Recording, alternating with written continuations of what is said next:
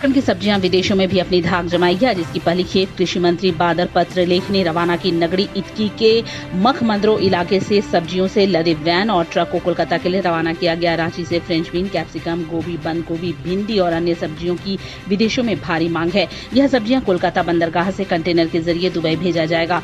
पूर्व में रांची से हरी सब्जियों का कंटेनर रेलवे तथा हवाई मार्ग से देश के दूसरे शहरों तथा विदेशों में भेजा जाता था। कोरोना काल में ट्रेनों का परिचालन कम होने और सीमित संख्या में विमानों के उड़ान भरने की वजह से झारखंड की सब्जियां बाहर नहीं भेजी जा रही थी।